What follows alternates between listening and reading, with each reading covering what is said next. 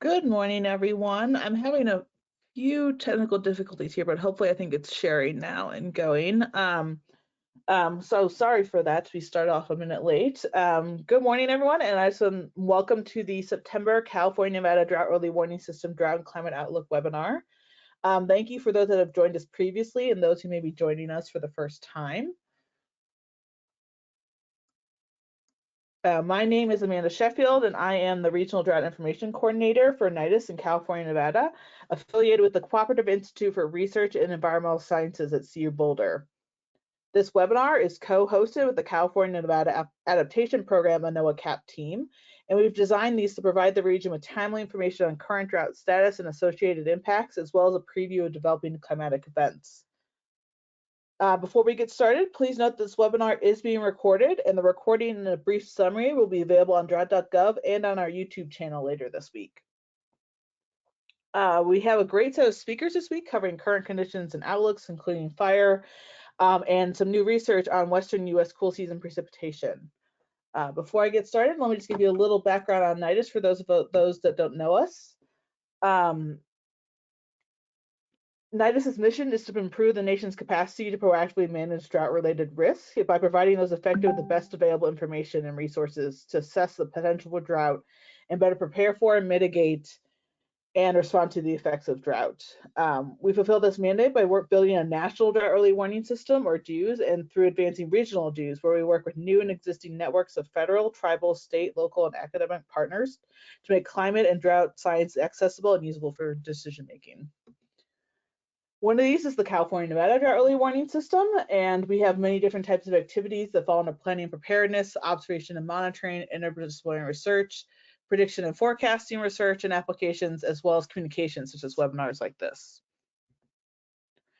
This is just a quick reminder. I reminded folks that were on here last time. If you are interested in learning more about different news, if you go to drought.gov, that's our homepage website, but you can find a lot of information on our website, including the latest news, past webinar recaps or buttons, and you can also sign up for different NIDIS emails, including our main newsletter, regional newsletters, as well as getting a local drought alerts for both the outlooks and current conditions. You can set it to your county, to your city, to your state, things like that. And we also have other regional listservs if you are interested in looking at those. One other quick thing I wanted to mention, or actually two quick things. One was that we are also launching a National Ecological Drought webinar series. This is a follow-up to our 2021 webinar series that we did with the National CAS program before. Just to mention, the website's there. You can go learn about more on drought.gov. If you are interested in ecological drought, there's going to be 5 webinars as part of this series, and the first one is on Thursday, October 10th. And then lastly, on the webinar announcement that I sent out with the webinar that goes along with this, I included the U.S. Department of Health and Human Services Climate and Health Outlooks.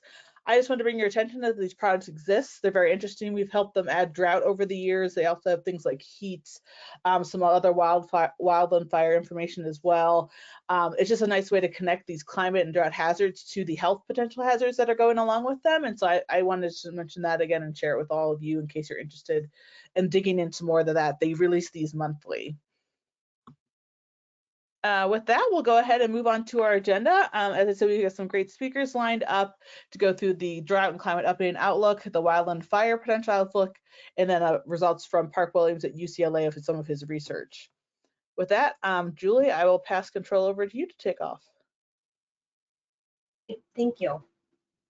Oh, sorry, it's being a little slow. There you go. Okay.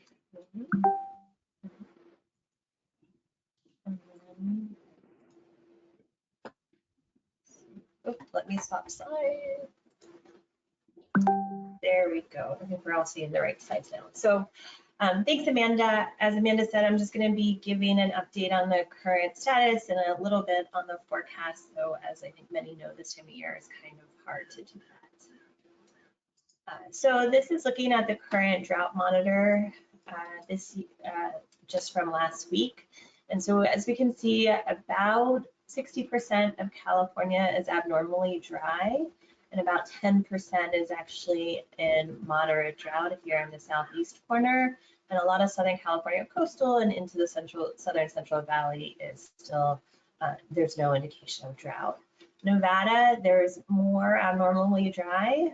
It's almost about 2/3 of the state is abnormally dry, and about 1/3 of the state is in moderate drought. And so I was looking at this and looking at, when did this change? And so this was just generally the last 12 weeks. So comparing June 25th to last week. And you can see most of these changes has been made over this summer period. And I did a quick comparison to last year about when compared to last year. And you can see those changes are pretty similar to just over the past 12 weeks or the summer months. And so most of these changes came from this summer. And so that's what we'll talk about a little bit more is the summer months and how warm it was and the evaporative demand. So this is looking at minimum daily temperatures for the last 30 days. It's from the Climate Toolbox. And so you can see the dates right here. And this is by degree. And so although it's pretty, there's a lot of mosaic in there, you can see a lot of really warm reds. And over this last month, we were seeing the nighttime temperatures that it didn't cool off like we generally see for a lot of the regions throughout, or a lot of the places throughout the region. Now, if we look at the last 90 days, this is the same thing showing the anomaly. And what the anomaly is showing is the nighttime temperatures were much higher than the 1991 to 2020 mean. And so over this last month, it was a little bit more, like I said, of a mosaic throughout the region, but really throughout the summer overall, those nighttime temperatures had stayed warm throughout the day, and we didn't see the cooling that we generally see for our region. So I looked at this for June through August. Here's going back, this is from NCEI, data or climate data at a glance, going back from the late 1800s all the way to recent, and this is minimum temperatures, and this is showing California from June through August, but it was a very similar story for Nevada, and it ranked 129th warmest for both the states this summer period. So a lot of that story was really those nighttime temperatures. The daytime temperatures were high as well, but so were the nighttime temperatures. This is actually switching to precipitation, and for much of the region, because we have our Mediterranean climate, we don't get much precipitation in the summer months, and so we wouldn't expect much. And these blues and greens can just be a small shower here or there that can really alter that kind of percent of normal for these months. But with the exception, I would say, in our southern region and southern Nevada and even parts of southeast, and we're seeing that those periods during the summer were particularly dry, somewhere between 30 and 10% of normal, indicating that the monsoon didn't really make it much up into the southern, southeastern portions of our region. And you can see a zoomed in portion of just how dry it was throughout that region and the lack of monsoonal precipitation for this time of year there. So now this is looking at the evaporative demand. This is EDDI, the evaporative demand drought index, and so it's a relative index showing how the atmosphere, which is temperature, humidity, winds, and solar radiation, dries out the landscape regardless of how much moisture is in the landscape. And so the darker colors are indication of relative to past that these areas have experienced a lot more of this evaporative demand, and the landscape is really dried out.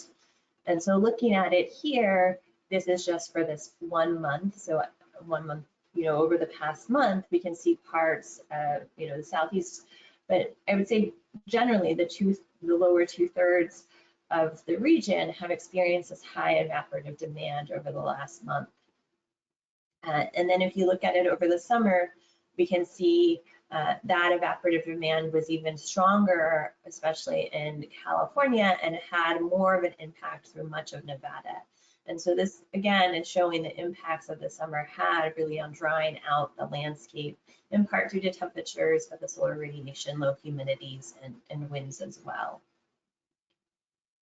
So this is looking at soil moisture from NASA using satellites. And what you can see here is throughout the region is just a really low percentage of water available in the soil moisture throughout much of the region. And so it would make sense that as the evaporative demand, or as the atmosphere can pull more of that water, we're seeing the changes in the soil moisture. This is just from two different stations of soil moisture. And I realize soil moisture can be very different from location to location. And so this isn't representative of the whole region, but just an indication of what might be happening with soil moisture. This is from the Russian River, which is north of San Francisco, Santa Rosa area. And this is one of the stations that the Center for Western Weather and Water Extremes has up there. And what you're looking at is soil moisture. Here's this map of the station kind of up here in California. From October, the start of last water year, all the way, towards to the end of this water year. And we see the 5 centimeter probe, so 5 centimeters below the surface is red, 10 centimeters is orange, 15 is kind of this yellow-green color. The bright green color is 20, the blue is 50, and the purple is 100. And so what you can see is, going into last year, soil moistures were actually relatively high. It was a really wet year. It was actually a relatively cool summer as well. And see these fluctuations that in these upper portions of the soil moisture column with precipitation. But come June, we start to see this drawdown. There's probably some sort of precipitation event here. And then what we actually see now is a lot of those surface soil moisture is below, pretty far below where we were starting last year. With the deeper soil moistures, it can take a long time, much longer to dry out, and we're not necessarily seeing that in the soil moisture column as much as these upper parts. Similarly, this is just another station, but in a much different part of California. It's in the Yuba Feather, which is in the northern Sierras. It feeds into the, just north of the Delta. And here's the station. You can kind of see where they are up here. But it's somewhat of a similar story in that, the soil here had actually dried out a bit more in this very top 5 and 10 centimeters. But you see this drawdown that's even more so than where we were at the start of last water year in terms of soil moisture. And here you actually see a much more of a drawdown in that 50 centimeters than we did previously. So there's a lot of variation between sites and between locations, but this is just an indication of how much that the hot and the high evaporative demand over the summer has really kind of dried out those top layers of our soils. And this is looking at veg dry, which is produced by UNLV. That's an indication of how the drought currently is impacting both crops and rangeland. And so here you can see, the greens are generally pretty good, where we see some of the rangelands, these lighter colors, and throughout much of Nevada, there's definitely the drought stress that these rangelands and crops are feeling. Now looking at stream flow. So this is from the California Nevada River Forecast Center, and there's a lot going on here, but I think it's a really helpful diagram. So this is looking at an ensemble of many points coming in from the San Joaquin Valley. So it's the southern Sierras that go through the San Joaquin and eventually out the Delta. And so here, this gray line is actually the daily observed water flow through this point. The pink line is this accumulation to date, which is what we'll focus on. And here you see this green line is the median, and this blue line is the mean. And here you can see the record high, the mean, and median. And so what this is really showing us is that we're pretty close to normal. So because we had a relatively normal year, which isn't actually all that normal for much of the region, the high temperatures we haven't really seen that much of an impact necessarily on the stream flow. And so this is just one location. And so looking at USGS gauges throughout the state, kind of within this green colors is within this normal range, or blues are above normal. And we see throughout much of the region, we're pretty close to this mostly normal range of stream flows. throughout both California and Nevada. Some are a little bit even above normal. Some of the lower values we're seeing are in that southeast corner of California. So now looking at reservoirs, this is something I often will show, and this is looking at the 28 Western Sierra reservoirs within California, and the blue is the normal, so the 1985 to 2010 reservoir levels. The gray is the normal snowpack, and this is the combination. The blue is the reservoir, and the orange here is the snowpack. And of course, by now the snowpack was all melted and gone into the reservoirs. But what you can see is we're just a little bit above normal. So here it says 138% of normal. So overall, the reservoirs for this region are looking, when you combine it together, reasonably good. Here's another image that is similar from California Department of Water Resources, where these green lines are the historical average. And we can see for most of the reservoirs illustrated here that we're kind of at that historical average place. Looking at here's a similar figure to the one I just showed, but this is just for Lake Tahoe. And Lake Tahoe is actually doing really well right now with over 200% of normal on the lake. So there, it's still doing well. This is looking at Lake Powell and Lake Mead. I think it's always helpful to show because of Colorado is so important to our region. And so we can see this, the light blue shading is where the reservoirs were last year. And then the dark blue line is where they are currently. And we can see it's actually pretty similar, about 39% full to where it was last year at this time, similar for Lake Mead, pretty similar. Now moving to the forecast, and so this is from the Climate Prediction Center, and they're looking at forecast for, this is just for October, and this is the coloring is not necessarily how hot it's forecasting the next month, October, to be, but the likelihood of being above normal. And so for the southern part of kind of southeast parts of our region, both California and into Nevada, it's leaning about 40 to 50% to be above normal in terms of temperature. For almost all of Nevada and much more of California, this is about a third to 40% leaning to being above. Now, similarly, looking towards the 3-month seasonal outlook, we're seeing a similar kind of likelihood or leaning above to being normal temperatures for the next 3 months. So the seasonal outlook from October through December. And then this is looking at the precipitation forecast. October is challenging, it's hard. There's not a lot of signal there, but in general, for much of Nevada, it's leaning below normal, and California kind of has equal chances, both above and below normal. The seasonal, the 3-month outlook is pretty much equal chances for much of the region, except the southern portion, which is leaning a bit below.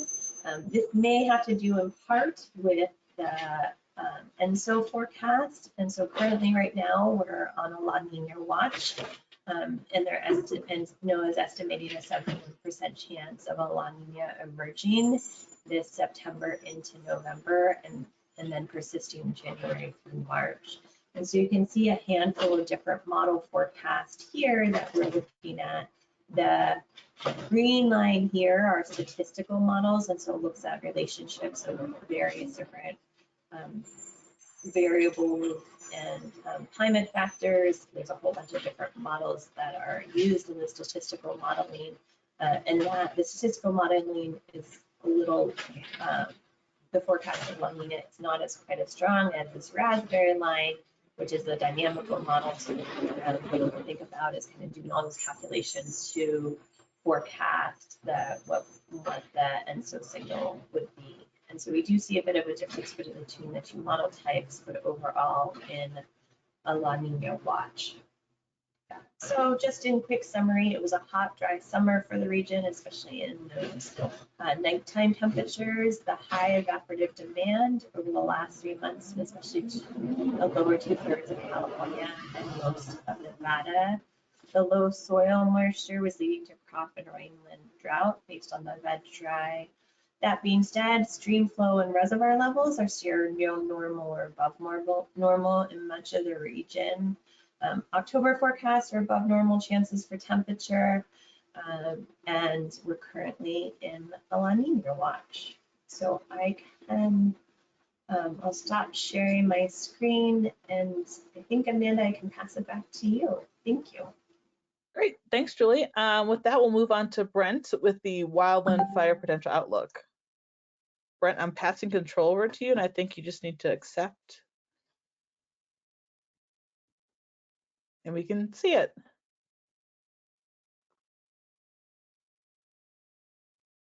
Brent, we can't hear you, though. Are you speaking? There we go. There we go. Now I've got it. Do you see my screen? Yes, we do, and we can hear you. Okay, so I'll introduce myself. My name's Brent Wachter. I'm a predictive service meteorologist at NorthOps in Redding, California. And one of several predictive service meteorologists at Service California. We have a few others for the NorthOps area, and we have some for the SouthOps. And I'm also kind of representing the Great Basin too, since we're including Nevada in this discussion. So I was asked to talk about a little bit of the ingredients that went into this past summer's fire season, and then project forward over the next few months. So let's get into this past summer. See if I can figure out how to move forward here. There we go.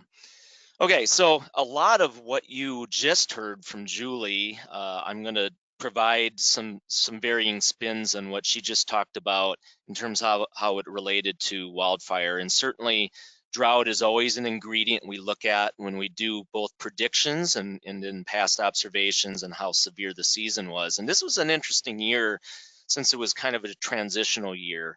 As you can see there, as Julie alluded to, we didn't have much, if any, drought showing up across California and Nevada at the beginning of summer. And then by the end of summer, we did have some pockets of moderate drought showing up, but not nearly as severe as what we'd seen in some other active fire seasons like 20 and 21, where we had a lot of severes and widespread moderates and exceptional drought type of scenario. This is not one of those years. However, when we look at drought, we also look at the short-term drought. I kind of look at it between long-term drought that's built up over several months, which tends to show up in the drought monitor graphics, and then our short-term drought that's built up over 1 or 2 months due to unseasonably warm and dry conditions like Julie talked about earlier. And so using the evaporative demand drought index is a really good tool to look at short-term drought, especially when it's not dealing with precipitation.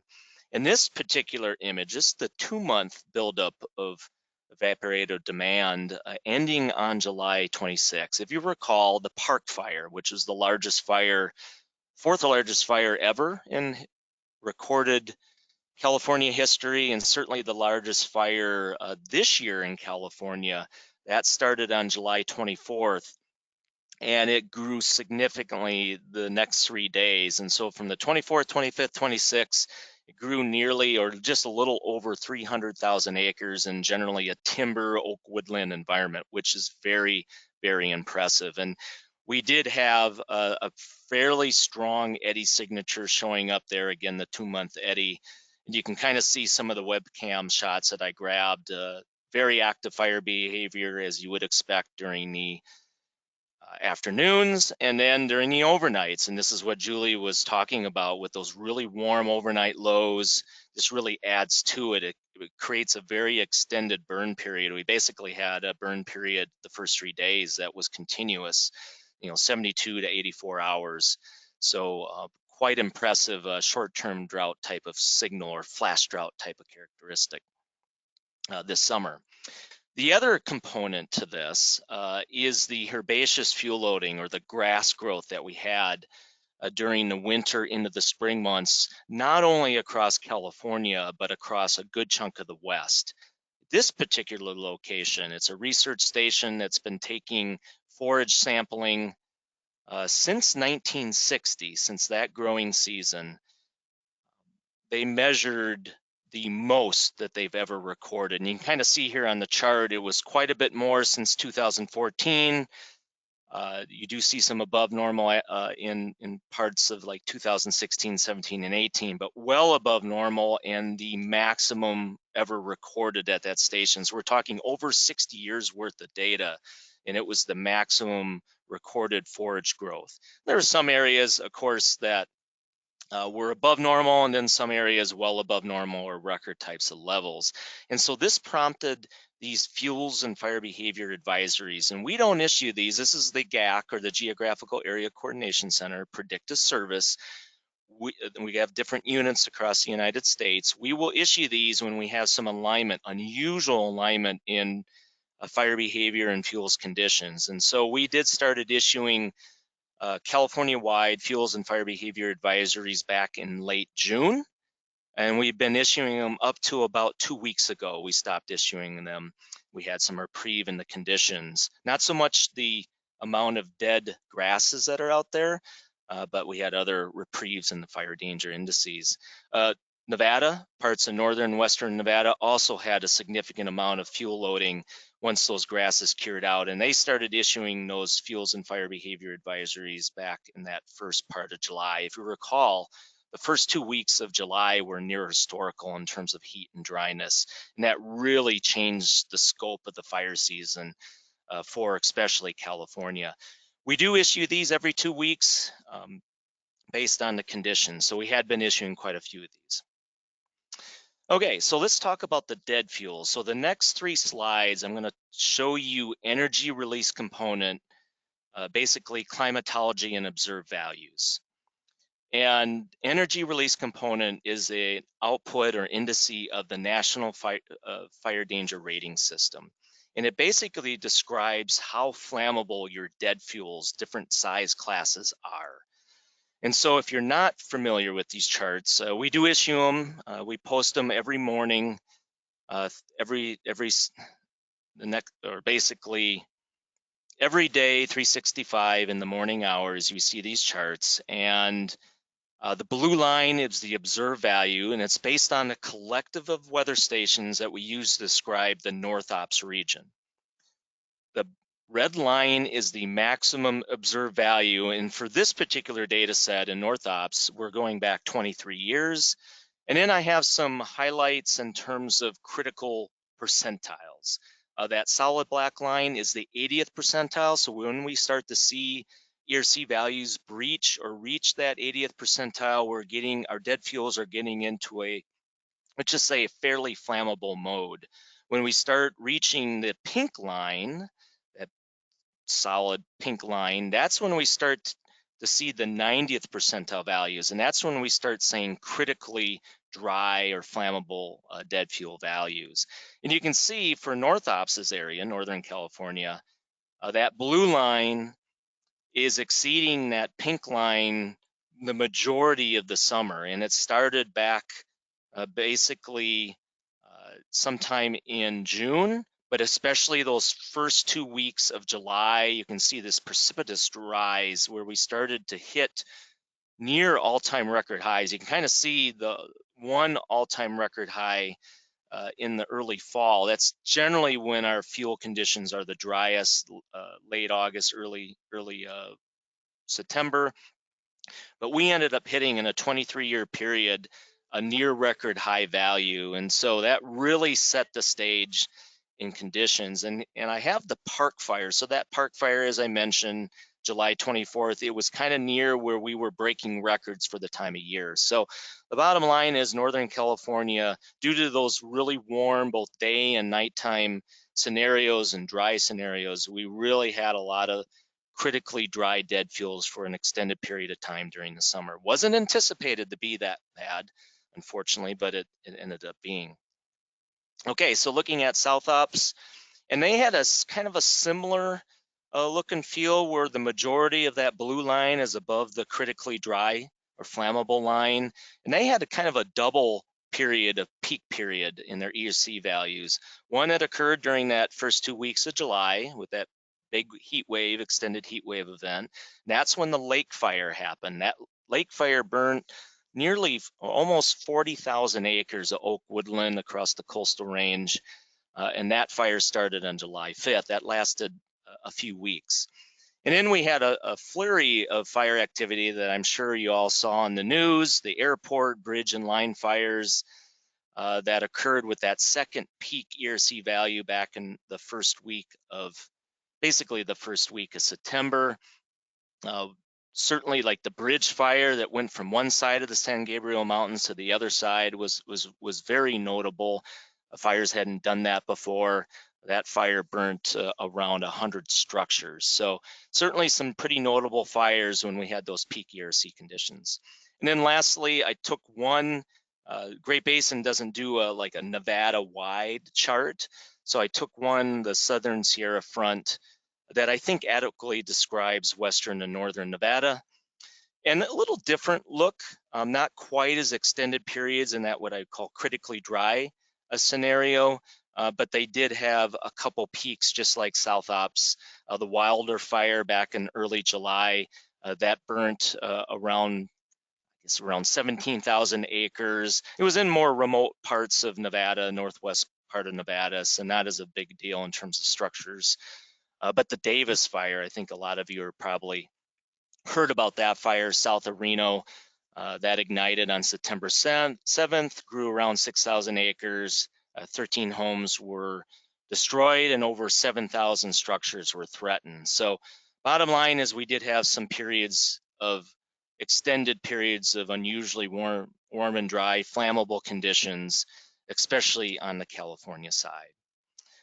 As far as acreage to date, California has burned basically nearly 1 million acres, and the yearly average since 2012 is a little over that. So we're gonna probably come out near average, and almost half of that acreage, 430,000 acres was attributed to the Park Fire in Northern California. So almost half of that came from that particular fire. Nevada, probably going to fall shy of the yearly average. Yearly average is around 330,000 acres. So far, it's been around 71,000. And it kind of, again, these acreages kind of coincide a lot with those ERC charts. So as far as the summer summation, winter-spring growing season led to an abundant and continuous grass fuel loading, which prompted those fuels and fire behavior advisories, not only for Nevada and California, but for other parts of the West as well. There were extended periods of hot and dry, basically flash drought types of conditions that led to those unusually long periods of flammable to critically flammable fuel, again, above that 80th to 90th percentile ERC values. Wind events provided more significant growth versus lightning events, whereas last year in Northern California, lightning and outflow winds was the big grower of our large fires. And California should end up near average as far as fire growth, while Nevada should be below average. Okay, as far as the outlook goes, and here's some of the talking points. Again, Julie talked about some of the forecast. There are mixed signals, whether we're looking at analogs or using the past to predict the future, or looking at some of the different climate model runs that we've been looking at the past few months. Mixed signals, but it does look like warmer in a drier fall. Although I think parts of northern Nevada, Northern California will get some timely cool moisture intrusions, which will certainly benefit those areas. Seasonality this time of year, we start to fight in terms of fire danger being more accelerated. We start fighting the daylight hours and the lower sun angles, so that certainly helps, kind of takes the edge off of longer term fire danger. But overall, really the season doesn't end in California anyway until we get some sort of lower elevation green up and then the higher elevation snow. And that's where it's a big wild card this year. It could happen in October. We've already had a little bit of green up from some of the recent moisture intrusions, but not nearly enough to offset the amount of standing dead that we still have out there. So I think it'll be quite interesting. The fall Santa Ana season is expected to be fairly active this year. And that's going to combine with the abundant standing dead grass and the cured shrubs that we have out there in the landscape. These are the charts that we produce at the beginning of each month, every month during the year. And this is the predictions for September. We do have quite a bit of above normal that are out there. We haven't had as much large fire outside of what I talked about with South Ops and a little bit there south of Reno. As we go into October, we have more normal across the region in terms of most of California and Nevada.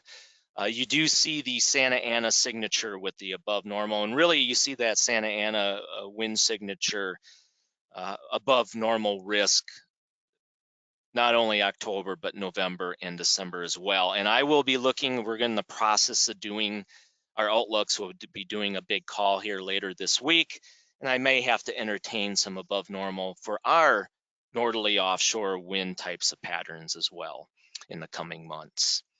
So with that, I end the presentation. Great, thanks, Brent. With that, I'll pass it over to our last speaker real quick. If you have any questions, feel free to pop them into the questions box, and we'll get to the questions we can at the end or via email if we don't run out of time.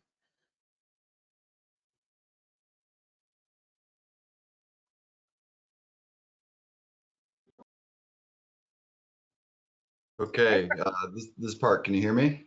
Yep, and you look good to go. Okay, great. Thanks for this opportunity to share this new research. I grew up in Northern California and spent quite a bit of time at Lake Oroville, so it's always fun to show how climate variability manifests in the dramatic swings in lake levels at Lake Oroville. We see pictures like these often linked to climate change when our lakes go dry in California. That reminds us that that global warming causes the atmosphere to overall be thirstier, and a thirstier atmosphere, all else equal, will work to dry out our land surface and reservoirs, and we get imagery like we saw it during the epic drought in California of 2012 through 15 or so. But then on the other hand, a thirstier atmosphere means more evaporation off of the oceans, and all else equal, more evaporation off the oceans means more water vapor molecules in the atmosphere. And so when the atmosphere does just the right thing to create a big storm, then there are more water vapor molecules in the atmosphere available to be wrung out and to fall on the land during the big storm. And so when the biggest storms have occurred in recent years, then there's been a lot of well-justified concern about whether or not we're going to be seeing more of those in the future as well. And so global warming could potentially drive more severe droughts and more severe flood risks in California and across around a lot of the global Earth surface. And that is really what motivated me to do this study, which came out in JGR Atmospheres earlier this year. I think that my co-authors and I are probably some of the only ones, and the reviewers are the only ones who have read this paper so far. And so part of my motivation for giving this webinar is to get the word out about this piece of work. And the spoiler is that by the end, I will show analyses that support the conclusion that thus far, there's no detectable intensification of cool season precipitation across the western United States, including California. That doesn't mean that the risk of intense precipitation in California is not going up. It just means that it is not yet detectable, and we don't expect it to be for decades. And I'll share the evidence behind that conclusion in the next 15 minutes or so. This study was really motivated by the exceptional precipitation that we've seen in the last couple of years in 2023 across the mid-latitudes of the western US, especially the Sierra Nevada We saw record-breaking or near record-breaking cool season precipitation totals. Snowpacks in the Sierra Nevada were something around 250% above normal. I drove over the Sonora Pass on like July 5th of 2023, and there was still a lot of snow on the ground at about 9,000 feet elevation. As snow melted and came out of the Sierra Nevada, then that caused the ancient lake Tulare to refill, flooding farmland in the southern Sierra Nevada, just exemplifying what an extreme event that the winter of 2023 was in terms of precipitation totals. And then winter of 2024 was once again spectacular. Statewide, we didn't see the spectacularly high seasonal totals, but on the daily basis in Southern California, we saw some extreme precipitation intensity in the 48 hours from February 4th through 5th on the UCLA campus. We got almost 13 inches of precipitation, blowing away the previous record from 1934 and any of the other high near record 48-hour precipitation totals. And this is just a good reminder, anytime this much water falls, I do a calculation to turn inches into kilograms or pounds, and water is a really heavy thing. On the UCLA campus, this 12.8 inches of water translated to something like 1.2 billion pounds of water. Most of the campus is cemented over, or much of it is, and that means that something on the order of 1 billion pounds of water had to exit the UCLA campus and flow elsewhere. And if you take the precipitation totals that were observed over the entire county of LA, now we're talking about something like 2 to 3 trillion pounds of water, either filling up the soil or running off. And so extremely high precipitation totals obviously bring with them high flood risks, and our riverways, which are cemented over in Los Angeles in order to help water get off of the land and into the ocean quickly in order to keep flood risks low. These things were full about to capacity, and it makes one wonder if we would have gotten another event like the one that occurred on February 4th and 5th later in say February or March of 2024, then what would have happened to the urban areas in Southern California? It very likely would have been a significant flooding event. And so that really motivates the curiosity about what's going to happen in the future. And globally, it seems that very likely this global warming signature really is already occurring. It appears from reanalysis data sets that water vapor is indeed accumulating in the atmosphere due to accelerating rates of evaporation off the oceans that are driven by atmospheric warming. And across much of the globe where we have reliable precipitation records, it does seem that the strongest storms have been intensifying in many places around the planet. The evidence for that in the Western United States and California, though, is weaker, as you can see kind of in this map here. And so we're going to, in this talk, have a really close look at what's been going on across the Western United States in terms of precipitation intensity.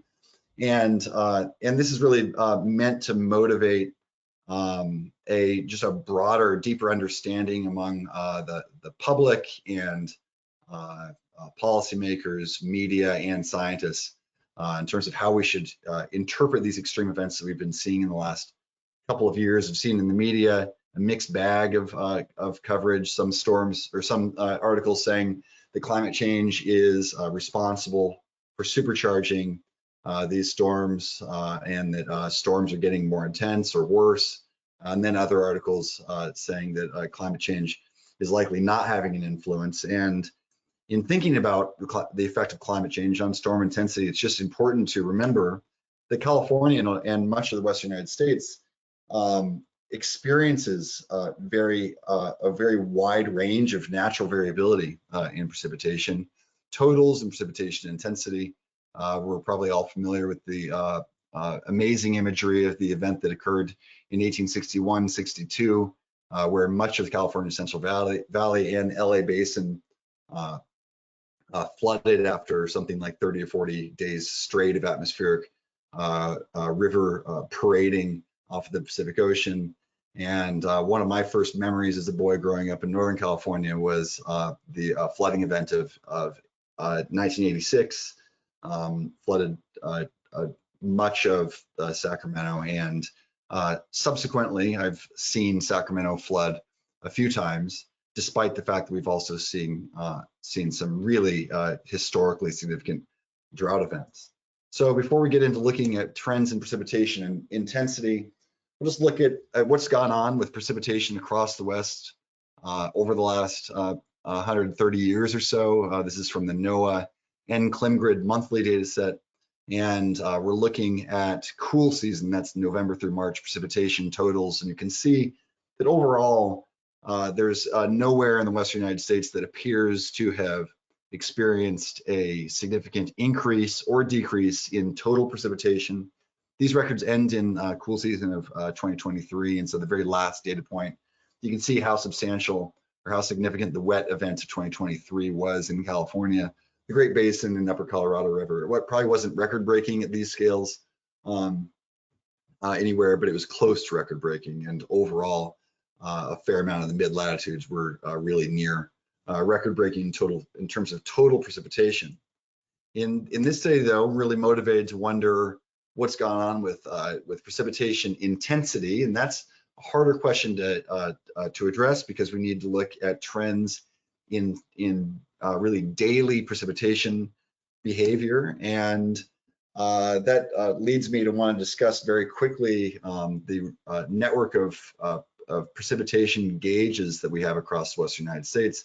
It's an amazing region in terms of the coverage, the dense coverage of daily precipitation gauges. But as you can see from the plot on the left, which is a time series for each of these 5 regions in the Western US, of the number of gauges reporting daily precipitation, that it's been very unstable in time. Even looking back to 1951, there have been big changes in the gauge network. And so in the analyses I'm about to show you, instead of using all of the data available or all the gauge data available, I'm going to use a subset of gauges that have had particularly consistent coverage. There are 642 gauges in this Western US study region that have had at least 75% of daily coverage in each of the 8 decades, beginning in the 1950s and ending in 2023, with the final decade just being 2021 through 2023. And before getting into intensity, I'm going to look at frequency. These are trends in the frequency, or the number of days per cool season with precipitation. I'm specifically looking at days with precipitation greater than 2 millimeters because I saw more uncertainty among data sets when looking at frequency of really dry days, and it's presumably the wetter days that we care most about. And what we can see from the map in the time series is that it's been kind of a mixed bag in terms of the signs of trends, but the magnitudes of the trends overall have been very weak. We see really nowhere in the Western US has experienced a significant trend in the frequency of precipitation, of cool season precipitation. And now we can look at intensity, which I'm going to define as the average precipitation total on these, just among days with precipitation greater than 2 millimeters in the Western US. And we can see a bit more of a bit stronger trends, but in both directions, not a whole lot of consistency. In California, we've seen some decreases. In northern coastal California and coastal Pacific Northwest, we've seen some marginally significant declines in precipitation intensity from 1951 to 2023. And then in the Great Basin and lower Colorado River Basin, we have seen some regions experiencing actual significant increases in precipitation intensity. If we average across the entire lower Colorado River Basin, which is shown with the blue line on the time series, we see we have a statistically significant increase in precipitation intensity. This, as a side note, I just want to impress upon all of you the importance of being really careful about station selection when evaluating trends in precipitation intensity or any kind of daily precipitation metric. This is what we get if we repeat this intensity trend analysis using the NOAA NCLIM, the NCLIM daily data set, which covers 1951 to present. And if I would have done this study with this data set, I would have seen significant declines in precipitation intensity across much of the Western United States. The reason for this appears to be that as station density has increased across the Western US, then the gridded precipitation products like the NCLIM grid daily data set in any given grid cell on any given day, if you have more precipitation stations around, then your chances of picking up a precipitation event, especially a small one, increase. And so what we see is increases in precipitation frequency and decreases in precipitation intensity in the NCLIM grid data set. And you also see this in the CPC data set. And I was able to reproduce this if I was not careful about station selection. But if I use a subset of stations with particularly good coverage, then these trends go away. But the theory is that global warming should be enhancing not necessarily the intensity on the average precipitation event, but the precipitation, the intensity of the strongest precipitation events. And so now we're looking at trends in the precipitation contributed by just the top 5% wet days. So if we take all days with more than 2 millimeters precipitation from 1951 to 2023, and then just look at the wettest 5% of those days, and then each year calculate the precipitation total contributed by those days.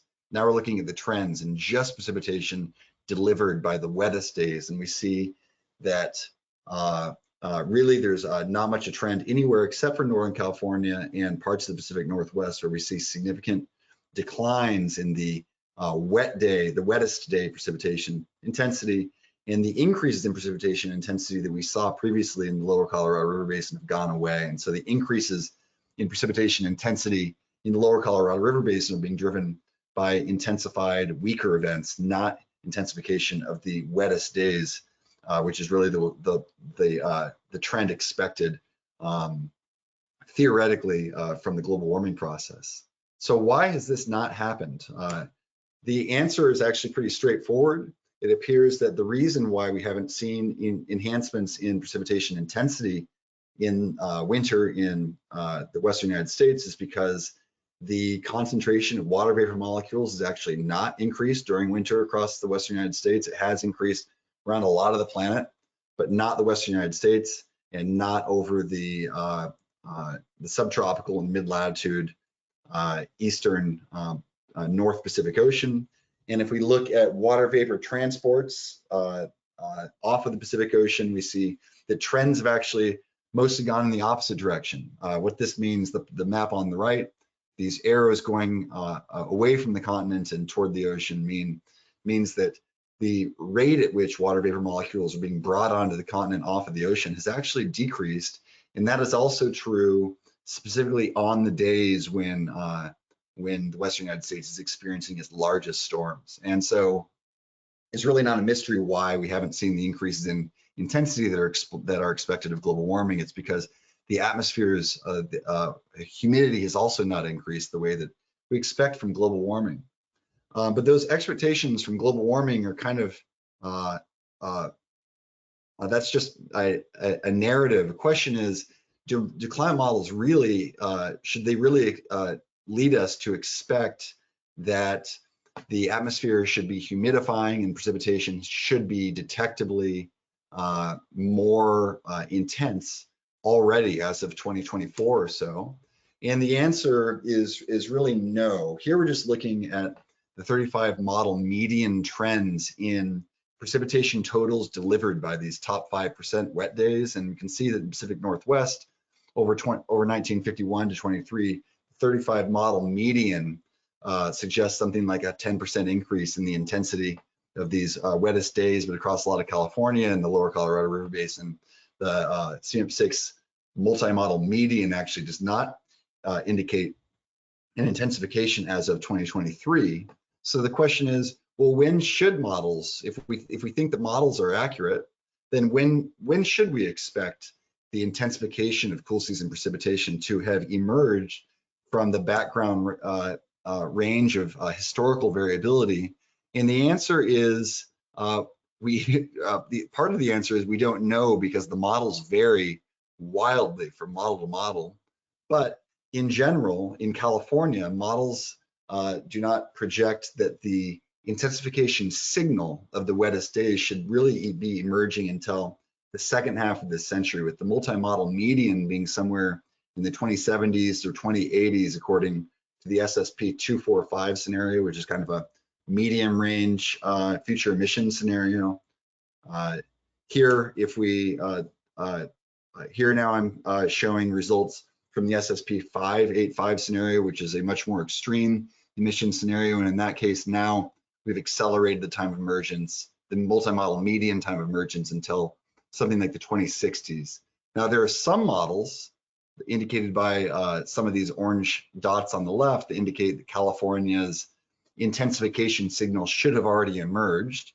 Now it clearly hasn't in the real world. The real world observed time series is the orange one here, but some models do indicate that the anthropogenic intensification in California should have already begun, but most models do not. And so I'm just going to very quickly conclude the talk by reflecting on some other work. A question that some of you may have is, well, how do these results square with other research that has suggested that the increasing likelihood of extreme precipitation events should already be occurring due to global warming?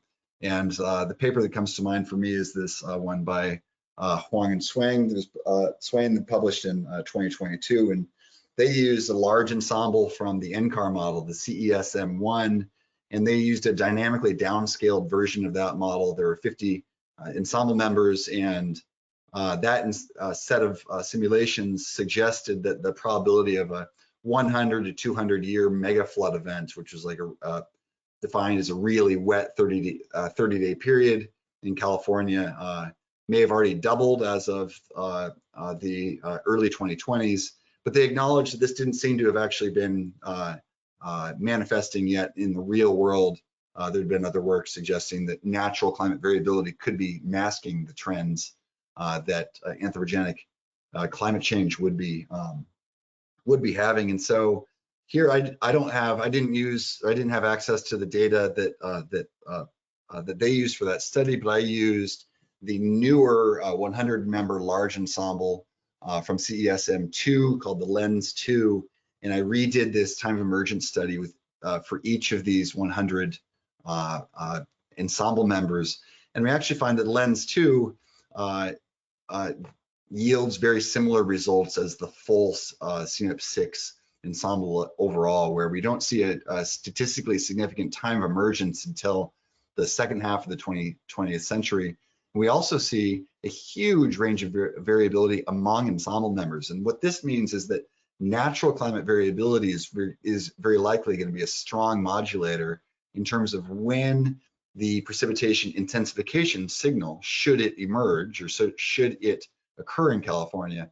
There's a huge range of uncertainty.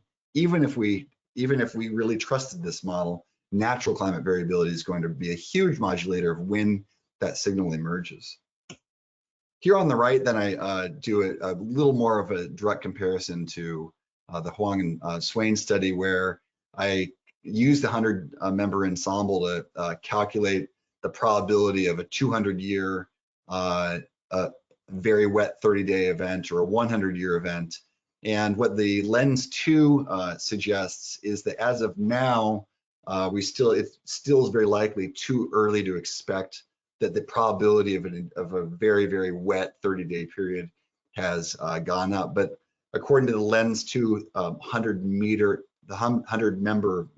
mean, we do expect the probability of extreme precipitation events should be going up soon. And a really important point here is that the time of emergence approach that I took basically requires, in order for precipitation intensity to have emerged from this historical range of variability, you need to have already started accumulating record-breaking precipitation events for some time. And so it is very likely that we will begin, should the historical trends toward reduced precipitation intensity in California and the Pacific Northwest reverse, it is very likely that we will begin accumulating record-breaking single daily totals like we saw in 2024 at an increased frequency before we have actually seen enough of the intensified precipitation in order to trigger an official time of emergence, as is typically based on the definition of time of emergence that is typically used